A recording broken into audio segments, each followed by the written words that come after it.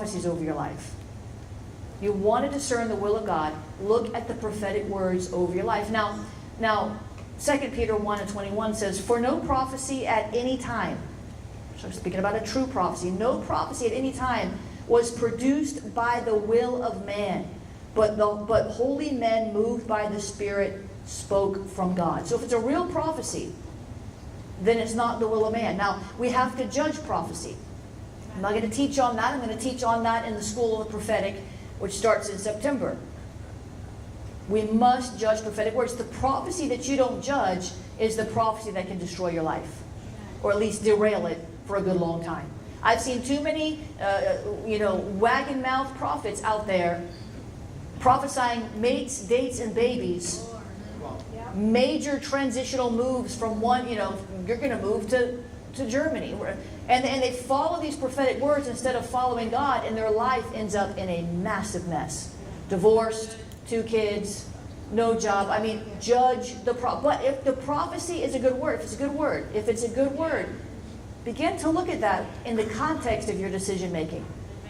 I got an email about maybe 5 months ago, 6 months ago, from a prophet in India. He's an Indian prophet, and he looks like he's from India. He's got a long beard and the long hair, and he dresses in a gown and whatnot.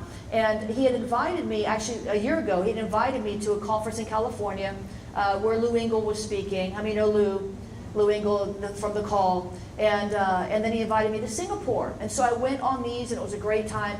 And we kept talking. He had read my book on Jezebel, my first book on Jezebel, when he was going through a major Jezebel attack, and it really helped him.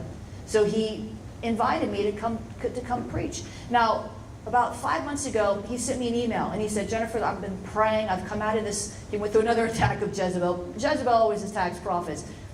He went through another attack of Jezebel, and he says, "I've come out of this now. The Lord's given me a new assignment to go into strategically into different nations and do schools of the prophets."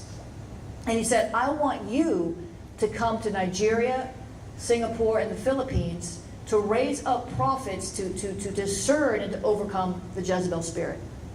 And so I looked at it at first, and he said this, listen, he said, "I cannot pay your way. I cannot give you an offering.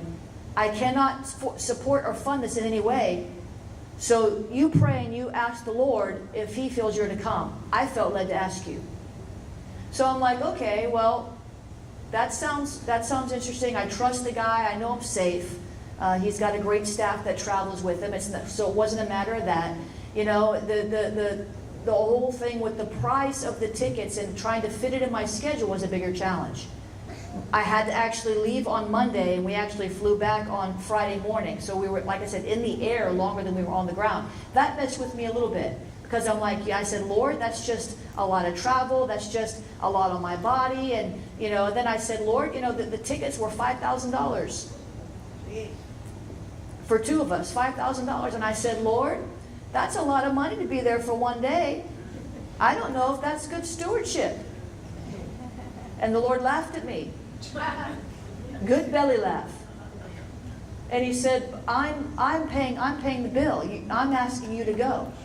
So you go. And then in that moment, I remembered the prophetic word that Chuck Pierce prophesied over me at Bill Hammond's church in October of last year.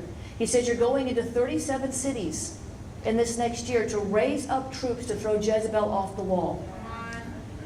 And I said, "This is the will of the Lord." I almost missed it because I was looking at how much it would cost.